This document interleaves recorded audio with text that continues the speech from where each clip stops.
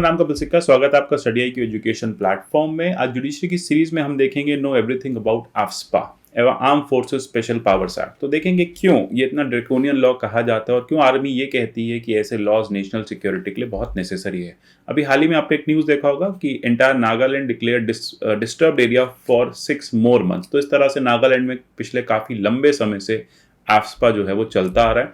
इसी तरह से अरुणाचल प्रदेश के भी कुछ एरियाज में आफ्सपा को लगाया गया था। तो ऐसी न्यूज आप साल में कई बार कई जगह पे देखते होंगे और आज हम इसी बारे में चर्चा करेंगे कि आफ्सपा एग्जैक्टली है क्या।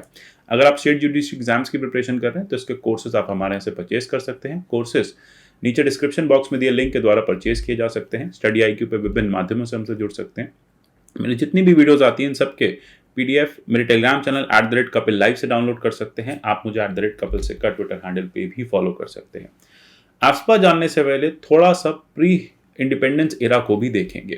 प्री इंडिपेंडेंस एरा में क्विट इंडिया मूवमेंट की डिमांड आने लगी थी। इंडियन नेशनल आर्मी और साथ ही साथ जापानीज सोल्जर्स ने एक टाई अप कर लिया था, एक अलायंस कर लिया था और ईस्टर्न बॉर्डर पे अटैक्स होने लगे थे। अब ऐसे में एक वाइसरॉय थे, उनको इन अटैक्स को रोकना था और इसी के चलते उन्होंने एक ऑर्डिनेंस पास किया, armed forces special powers ordinance 1942। अब ये जो ऑर्डिनेंस था ये बेसिकली इसलिए था कि जिस तरह की मोडालिटीज उस टाइम बनती जा रही थी, जो सिचुएशन उस समय होती जा रही थी, उसमें इंडियन पर्सोनल्स को या इंडियन पीपल को हम रोक सकें, उन्हें अरेस्ट कर सकें और आर्मी जो है, ब्रिटिश आर्मी जो है, उसके पास अनब्रिल्ड पावर्स हो जाएं इन एरियाज में।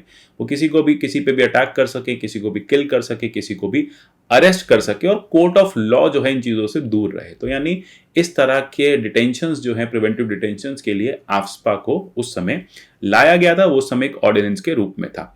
अब बात आती है पोस्ट इंडिपेंडेंस इंडिया की। अब पोस्ट इंडिपेंडेंस इंडिया में क्या चेंजेस आए?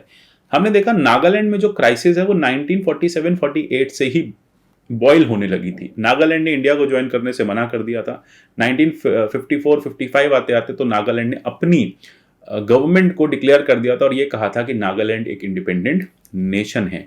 इस सारी इंसर्जेंसी को रोकने के लिए नॉर्थ ईस्ट में आफ्सपा को 1958 में पास किया गया, क्योंकि इंसर्जेंसी उस समय ग्रेटर असम में थी, नेफा जैसे एरियाज में थी, नागालैंड के कुछ एरियाज में थी। तब नागालैंड स्टेट नहीं था, असम का ही पार्ट था।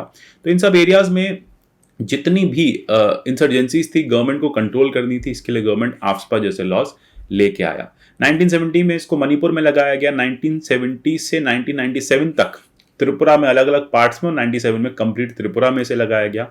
1958 से 1990 तक इसे असम में लगाया गया। 1983 में इसे पंजाब में यूज किया गया क्राइसिस खत्म करने के लिए, खालिस्तान मूवमेंट को रोकने के लिए, और 1990 से जम्मू कश्मीर में चल रहा है। तो देखते हैं क्या एग्जैक्टली ये लॉ है और क्या इसके ड्रैकोनियन इश्यूज हैं। सबसे पहले arm forces special power act 1958, इसका सेक्शन 1 सेक्शन 2 सिर्फ डिफिनेशंस की बात करता है। हमारे लिए इंपॉर्टेंट है सेक्शन 3। सेक्शन 3 कहता है कि डिस्टर्ब एरिया की पावर है यूनियन के पास, स्टेट के पास, सेंट्रल गवर्नमेंट के पास, गवर्नर के पास। इन सब लोगों के पास पावर है कि वो किसी भी एरिया को डिस्टर्ब एरिया डिक्लेयर कर सकते हैं। अब देखते हैं कि एक डिस्टर्ब एरिया क्या होगा। डिस्टर्ब एरिया वो होगा जो नोटिफिकेशन के थ्रू बनेगा सेक्शन 3 ऑफ आफ्सपा। एरिया को आप डिस्टर्ब कब डिक्लेयर कर सकते हो? जब वहां कोई डिस्प्यूट हो between different members, between various religious groups, racial groups, language, regional groups, caste और कम्युनिटीज, या आर्मी ये बोले कि इस तरह के एरियाज में हम काम नहीं कर पा रहे, हमें स्पेशल पावर्स चाहिए। तो वहां पे आप देखेंगे आर्मी हुई, पैरामिलिट्री फोर्सेस हुई, तो इनको स्पेशल पावर्स इस डिस्टर्ब एरिया में मिल जाती हैं। अब सेंट्रल गवर्नमेंट इसको अप्लाई कर सकती है, सेंट्रल गवर्नमेंट के पास पावर है। साथ ही साथ गवर्नर ऑफ स्टेट या एडमिनिस्ट्रेटर ऑफ यूटी, ये भी इस एरिया को एक पर्टिकुलर स्टेट के एरिया को, एक दो डिस्ट्रिक्ट को, किसी रीजन को या पूरे स्टेट को वो एक डिस्टर्ब एरिया में डिक्लेयर कर सकती है। और जैसे ही वो एरिया डिस्टर्ब एरिया हो जाएगा, वहां पे आर्म फोर्सेस के पास पावर आ जाएंगी, सिविल पावर जो है वो कम हो जाएंगी, आर्मी की पावर्स बढ़ जाएंगी। यूजुअली क्या होगा, मिनिस्ट्री ऑफ होम अफेयर्स इसको एनफोर्स करती है जहां जहां उसको नेसेसरी लगता है। ये लोग अपनी demand ministry of home affairs को भेज देते हैं, मिनिस्ट्री ऑफ होम अफेयर्स इसको इन्वोक कर देती है। लेकिन कई बार इसमें एक्सेप्शंस भी देखे गए हैं कि जहां पे स्टेट को लगा कि आफ्सपा की जरूरत है, जैसे 1997 में त्रिपुरा में मानिक सरकार गवर्नमेंट को लगा कि पूरे स्टेट में आफ्सपा लगाने की जरूरत है, तो स्टेट भी अपने आप से डिसीजन ले सकती है और आफ्सपा को इन्वोक कर सकती है। तो ये तो हो गया डिस्टर्ब एरिया कैसे डिक्लेयर किया जाता है। अब बात आती है कि चलो डिस्टर्ब एरिया तो डिक्लेयर हो गया, अब डिस्टर्ब एरिया में पावर्स क्या आती हैं, यही एक बोन ऑफ कंटेंशन है कि आर्मी के पास, पैरामिलिट्री के पास बहुत ज्यादा अनब्रिंडल्ड एक्स्ट्रा जुडिशियल पावर्स आ जाती हैं। तो जैसे कि आप देखेंगे special powers of arm forces, arm forces के commissioned officers, non commissioned officers, warrant officers, इनके पास अनब्रिंडल्ड पावर्स आ जाती हैं। इनके पास इतनी पावर्स आ जाती हैं कि ये किसी के फंडामेंटल राइट्स को भी हार्म कर सकते हैं। जैसे कि आर्म फोर्सेस के पास पावर आएगी कि वो किसी को भी शूट कर सकते हैं, किल कर सकते हैं, कोई बिल्डिंग गिरा सकते हैं ऑन मियर सस्पिशन, मतलब उनके पास कोई प्रूफ ना भी हो, उनको ऐसा लगे कि ये पर्सन टेररिस्ट है, उनको ऐसा लग रहा है कि पर्सन टेररिस्ट है, तो उन्होंने उसको शूट कर दिया। नॉन कमीशन्ड ऑफिसर के पास या फिर किसी इक्विवेलेंट रैंक के ऑफिसर के पास पावर्स हैं कि वो किसी को भी बिना वारंट के अरेस्ट कर सकता है, किसी को भी किल कर सकता है ऑन मियर सस्पिशन। तो यही एक प्रॉब्लम है इस एक्ट की, इसलिए इसको क्रिटिसाइज भी किया जाता है कि सिर्फ ओपिनियन और सस्पिशन पे चलता है। अब ओपिनियन और सस्पिशन पे आप किसी को नहीं मार सकते, मे बी शायद बाद में प्रूव हो कि वो पर्सन टेररिस्ट नहीं था, लेकिन उसकी लाइफ चली गई, फैमिली डिस्ट्रॉय हो गई, तो वो सारी चीज़ें जो हैं वापस से नॉर्मलाइज नहीं की जा सकती। अदरवाइज ऑल्सो अगर उसको लगता है कि कोई ऐसा एरिया है जहाँ पे लोग इकट्ठा हो रहे हैं और उनके एक ग्रुप बनाने से कोई इशू क्राइसिस हो सकता है, तो वहाँ पे भी वो ओपन फायर कर सकता है। तो एक ये बड़ी दिक्कत है कि इसमें सारी की सारी पावर्स आर्मी के ऑफिसर्स को दे दी गई है और वो मियर सस्पिशन और ओपिनियन पे काम करते हैं। अब देखिए कभी भी लॉ ओपिनियन और सस्पिशन पे काम नहीं करता, लॉ एविडेंसेस पे काम करता है, लेकिन यहाँ एक ऐसा लॉ है जो सस्पिशन और ओपिनियन पे काम करता है। एक और इसमें प्रॉब्लम है सेक्शन 6 की। सेक्शन 6 ये कहता है कि किसी आर्मी ऑफिसर्स ने लेटस से आर्टिकल 4 यूज कर लिया, सेक्शन 4 यूज कर लिया और सेक्शन 4 में किसी को किल कर दिया। व्हाट इफ बाद में प्रूव हुआ कि वो पर्सन तो इनोसेंट था, तो फिर क्या आर्मी ऑफिसर को आप बुक कर सकते हो? बिल्कुल नहीं। सेक्शन 6 कंप्लीट प्रोटेक्शन देता है to persons acting under such act. No prosecution shall be instituted except with the previous sanction of central government in respect of whatever act has been committed. अब जब तक सेंट्रल गवर्नमेंट कंप्लीटली इस बात को लेके वो ओके, उसको लगता है कि हाँ इस पर्सन के अगेंस्ट एक कमीशन बिठानी चाहिए, इस पर्सन के अगेंस्ट प्रोसिक्यूशन होना चाहिए, तभी होगा। अदरवाइज कोई भी ऐसा आर्मी ऑफिसर जिसने सेक्शन 4 में इन पावर्स को यूज किया है और अदरवाइज लेटर ऑन प्रूव हो जाता है कि उसको नहीं पता था या उसने जो किया वो गलत था, उसको आप प्रोसिक्यूट नहीं कर सकते। उसके प्रोसिक्यूशन के लिए आपको सेंट्रल गवर्नमेंट से एक परमिशन लेनी पड़ेगी और सेंट्रल गवर्नमेंट यूजुअली परमिट नहीं करती ऐसे केसेस में। तभी कहा जाता है कि मास वायलेशन होता है ह्यूमन राइट्स का, बहुत ज्यादा वायलेशन होता है आर्मी द्वारा इन एरियाज में ह्यूमन राइट्स का। लेकिन हम आर्मी का भी पक्ष देखेंगे, वो भी जरूरी है समझना कि आर्मी ऐसा क्यों करती है। अब इसलिए कह सकते हैं कि यही कहा जाता है कि एफ्स्पा ने आर्म फोर्सेस को बहुत ज्यादा पावर्स दे दी हैं, लेकिन वो भी जरूरी है क्योंकि पब्लिक ऑर्डर ऐसे एरियाज में यूजुअली आउट ऑफ कंट्रोल होता है। आर्मी जब इस तरह से फंक्शन कर रही होती है और अगर आर्मी को अगर ये डर रहे कि उसको अपने एक्ट के लिए बाद में प्रोसिक्यूट कर दिया जाएगा, तो फिर कभी भी पब्लिक ऑर्डर मेंटेन नहीं कर पाएगी आर्मी। इसलिए आर्मी के पास कुछ पावर्स नेसेसरी हैं जिसमें वो इस तरह के ऑर्डर्स, पब्लिक ऑर्डर को मेंटेन कर पाए। तो यहाँ पे एक और चीज है कि आर्मी के पास ये भी है कि अगर गैदरिंग 5 से ज्यादा की है और उनको लगता है कि ये गैदरिंग जो है डिस्पर्स करनी चाहिए, तो वो फायर ओपन कर सकते हैं। वो बेसिकली किसी भी पर्सन को कहीं पे भी किल कर सकते हैं डिस्टर्ब एरियाज में। तो ये एक बड़ा प्रॉब्लम है कि सस्पेंशन को लेके हमेशा से यहाँ पे बोन ऑफ कंटेंशन रहा है। दूसरी बात है वो किसी भी पर्सन को कस्टडी में ले सकते हैं और नियरेस्ट पुलिस स्टेशन में उसको हैंड ओवर कर सकते हैं। ठीक है, तो ये जो भी यूजुअली कहा जाता है कि जो भी टाइम होता है जिसमें अरेस्ट किया जाता है और जब तक पुलिस स्टेशन ले जाया जाता है, तो लोगों के ह्यूमन राइट्स वायलेट होते हैं। लेकिन हमें आर्मी का भी स्टैंड समझना जरूरी है कि दोनों तरफ से, नो डाउट डिस्टर्ब एरियाज में आर्मी हो सकता है कि कई बार ह्यूमन राइट वायलेशन हो गए हों, लेकिन most of the time line of duty होती है आर्मी पर्सनल्स की, जिसकी वजह से वो इस एक्ट को यूज करते हैं और इस एक्ट की वजह से पब्लिक ऑर्डर को वो मेंटेन कर पाते हैं। तो इसको भी हम आगे देखेंगे कि इसके प्रोज एंड कॉन्स क्या हैं और जुडिशरी का क्या कहना है।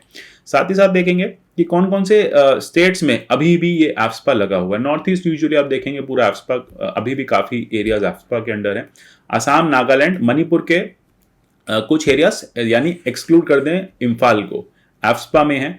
अरुणाचल की 4 डिस्ट्रिक्ट्स, ये यूजुअली 3-4 वो डिस्ट्रिक्ट्स हैं जो बॉर्डर करती हैं आपकी म्यांमार को, वहाँ पे बहुत ज़्यादा वायलेंस है, इसलिए ये एफ्स्पा वहाँ पे लगाया हुआ है। साथ ही साथ अरुणाचल प्रदेश बॉर्डर की कुछ और एरिया जो कि म्यांमार के साथ है, नागालैंड के साथ है, वहाँ पे एफ्स्पा आपको मिलेगा। अभी अभी आपने देखा जम्मू एंड कश्मीर एंड लद्दाख में सेंट्रल गवर्नमेंट को ज़्यादा पावर्स मिल गई एफ्स्पा को लगाए रखने की। अब ये कैसे? जब तक जम्मू एंड कश्मीर में आर्टिकल 370 था, तब यहाँ पे एफ्स्पा जो है वो डिस्ट्रिक्ट मजिस्ट्रेट्स के थ्रू लगाया जा सकता था। लेकिन जब से इसको एक यूटी क्रिएट किया गया है, जब से दोनों यूटी बन गई है, लद्दाख एंड जम्मू एंड कश्मीर, तब से सेंट्रल गवर्नमेंट के पास डायरेक्ट पावर आ गई है कि वो एफ्स्पा को वहां पे लगा सके, किसी भी एरिया को डिस्टर्ब एरिया डिक्लेयर कर सके अंडर सेक्शन 3। लेकिन ऐसा नहीं है कि अभी भी काफ़ी स्टेट्स में ये रह गया है। हमने देखा कि स्टार्टिंग में 1950s और 60s में पूरे नॉर्थ ईस्ट में था, और ऑलमोस्ट 60s आते आते पूरे नॉर्थ ईस्ट में आ गया था। लेकिन उसके बाद ये जो ये एक्ट है, ये बाद में जो है हल्के हल्के करके इसको रिवोक भी किया गया। इसका रिवोकेशन कैसे आता है? इसके रिवोकेशन के लिए आप देखेंगे कि मेघालय में जब सिचुएशन नॉर्मल हुई तो मेघालय ने अभी 2018 में से रिवोक कर दिया। त्रिपुरा ने इसको 2015 में ही, जब सिचुएशन नॉर्मल हो गई थी, त्रिपुरा में गवर्नमेंट जो है वो डेमोक्रेटिक, साथ ही साथ जितनी भी वायलेंस थी वो खत्म हो गई थी और गवर्नमेंट ठीक से फंक्शन करने लग गई थी, तो वहां रिमूव कर दिया गया। पंजाब में 97 में, चंडीगढ़ में 2001-2002 में से रिमूव कर दिया गया था। तो ये है कि ऐसा नहीं है कि गवर्नमेंट इसको परमानेंट रखना चाहती है। गवर्नमेंट को लगता है, देखिए मिनिस्ट्री होम अफेयर्स का काम है कि पूरी कंट्री में स्टेबिलिटी मेंटेन रखना, पीस एंड ऑर्डर मेंटेन रखना। जहां जहां पे गवर्नमेंट को लगता है वो इसको रिवोक कर देती है। इनफैक्ट अभी यही हुआ था 2019 में, असम में हटाने की बात चल रही थी 2020 में, लेकिन क्योंकि असेंबली इलेक्शंस थे असम में और कई जगह उल्फा जो है वो इलेक्शंस में अननेसेसरी इंटरवीन करता मिला था, आर्म्स एम्यूशंस मिले थे, कई जगह एम्यूनिशंस मिले थे, तो इसके चलते 6 महीने, 1 साल के लिए असम में भी इसे दोबारा से इम्प्लीमेंट किया गया, इसको एक्सटेंड किया गया। इसी के साथ देखो अब रहता है बोन ऑफ कंटेंशन क्या है, क्यों इसे एक क्रिटिसिज्म मिलता है। एफ्स्पा में कहा गया था 1518, एक रिपोर्ट आई थी कि 1518 एनकाउंटर किलिंग्स हुई मणिपुर में, ठीक है, जब से एफ्स्पा लगा हुआ है। वहां पे आर्मी ने एनकाउंटर में इतने लोगों को मार दिया। अब ये पूछा गया कि क्या इसको रिवोक करने का टाइम है? एफ्स्पा को क्यों हम कहते हैं लाइसेंस टू किल है, आर्मी के पास एक लाइसेंस मिल गया कि वो किसी को भी मार सकते हैं। तो इस बारे में चर्चा करेंगे। इसके लिए क्वेश्चन भी रेस किया गया था 2019 में पार्लियामेंट में, लोकसभा में, और पूछा गया था कि क्या सरकार विचार कर रही है एफ्स्पा को रिपील करने का। उस समय state minister home affairs Shri Kiren Rijiju ji थे। रिजिजू ने कहा था कि हम इसको अभी कोई विचार नहीं कर रहे कि इसको हम रिमूव करें, अभी तक अभी हमारा कोई विचार नहीं है, ऐसा कहना था आपके स्टेट होम मिनिस्टर का कि हम अभी तक बिल्कुल भी इसको हटाने का विचार नहीं कर रहे हैं। अब यही बात हो जाती है कि एक कंट्रोवर्सीज बहुत आ जाती है। ह्यूमन राइट्स ग्रुप कहते हैं कि बहुत ज़्यादा एग्रेसिव लॉ है, आर्मी इसको मिसयूज करती है। जैसे कि आपने देखा बहुत लंबा टेन्योर था इरोम शर्मिला का। इरोम शर्मिला ने काफ़ी लंबे समय एक हंगर स्ट्राइक रखी, लगभग 16 साल की हंगर स्ट्राइक रखी एफ्स्पा को हटाने के लिए, लेकिन अल्टीमेटली मणिपुर में रहा, हटा नहीं। तो ये सारी चीज़ें हैं, आप देखेंगे कि बार बार इसका क्रिटिसिज्म आता रहता है। ये भी कहा जाता है कि ये जो एफ्स्पा है इसने इंटरनेशनल लॉज का बहुत वायलेशन किया। अगर आप यूडीएचआर की बात करें, आप ICCPR international covenant on civil and political rights की बात करें, और साथ ही साथ अगर आप कन्वेंशन अगेंस्ट टॉर्चर की बात करें, इंडिया ने यूएन कन्वेंशन ये साइन नहीं किया, तो इन सब चीज़ों के अगेंस्ट है। अगर इंडिया इनका सिग्नेटरी है, इंडिया यूडीएचआर को फॉलो करता है, आईसीसीपीआर को फॉलो करता है, तो इस तरह के ड्रैकोनियन लॉज इंडिया के पार्लियामेंट इम्प्लीमेंट नहीं कर सकती, ऐसा इन इंटरनेशनल लॉज का कहना है। इसके लिए कुछ कमिटीज़ भी आई। 2005 में जस्टिस बीपी जीवन रेड्डी कमेटी आई। अब बीपी जीवन रेड्डी कमेटी ने क्लियरली बोला कि एफ्स्पा को रिपील कर देना चाहिए। इनफैक्ट उन्होंने तो ये भी कहा यूएपीए को रिपील कर देना चाहिए, एक ग्रीवांस सेल बनाना चाहिए जो जितनी भी कंप्लेंट्स है एफ्स्पा के अगेंस्ट उनको सुने। अगर आप सेकेंड एआरसी रिपोर्ट देखेंगे, वीरप्पा मोइली कमेटी रिपोर्ट, उसकी भी 5th रिपोर्ट में क्लियरली कहा गया था 2005 में कि एफ्स्पा को 2008 में कि एफ्स्पा को रिपील कर देना चाहिए। इसके अलावा जस्टिस वर्मा कमेटी आई 2013 में, हेगड़े कमीशन आई 2013 में, उसने यही कहा कि एफ्स्पा जो है वो बहुत ज़्यादा एक्स्ट्रा जुडिशियल किलिंग्स करता है। उन्होंने मणिपुर में देखा कि एफ्स्पा के चलते आर्मी पर्सोनल्स ने उन लोगों को मार दिया जो निर्दोष थे, ठीक है, उनकी कोई गलती नहीं थी, वो जस्ट बिकॉज ऑन मियर सस्पेशन उनको मार दिया गया था। तो ये प्रॉब्लम्स रही हैं एफ्स्पा के साथ। आर्मी कहती है कि नहीं देखो, हमें ज़रूरत है, हमें ठीक से काम करना होता है, बॉर्डर एरियाज में प्रोटेक्शन करना है। अगर हमें आफ्सपा जैसी पावर्स नहीं मिलेंगी तो हम काम नहीं कर पाएंगे। साथ ही साथ आर्मी को ये लगता है कि उनके किसी भी एक्शन के लिए जो उन्होंने अनइंटेंडेड किया, उनकी इंटेंशन नहीं थी, उस एक्शन के लिए बाद में उनको चार्ज ना कर लिया जाए। तो मे भी हो सकता है कि इस डर से आर्मी अपना काम ही ना करे।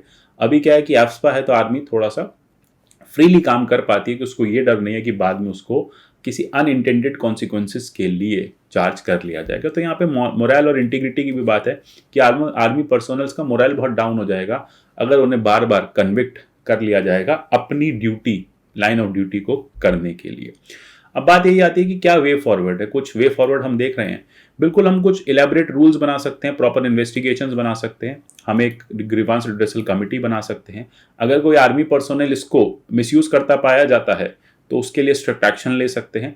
जितनी भी डिटेल्स जहां जहां पे यूज होता है, आर्मी ने कितने लोगों को मारा, कितनों को अरेस्ट किया, कितनों का कोर्ट मार्शल किया, इसकी डिटेल्स पब्लिक डोमेन में होनी चाहिए। देखो, अगर नॉर्थ ईस्ट में इंसर्जेंसी को खत्म करना है तो आफ्सपा एक अकेला टूल नहीं हो सकता। उसके साथ साथ गवर्नमेंट को वेरियस डायलॉग्स भी करने पड़ेंगे स्टेक होल्डर्स के साथ, और डेवलपमेंट और इंडस्ट्रियलाइजेशन नॉर्थ ईस्ट का करना पड़ेगा। तभी नॉर्थ ईस्ट जो है इस प्रॉब्लम से बाहर आ पाएगा, मिलिटेंसी की प्रॉब्लम से बाहर आ पाएगा। Mere AFSPA will not solve the problem. UPSC IAS pre cum mains के हमारे स्मार्ट कोर्सेज अवेलेबल हैं फ्लैट 50% डिस्काउंट के साथ। studiiq.com से आप परचेज कर सकते हैं, हमारे ऐप से परचेज कर सकते हैं। मिलते हैं अगले ऐसे किसी सेशन में, तब तक के लिए goodbye, take care and God bless you all.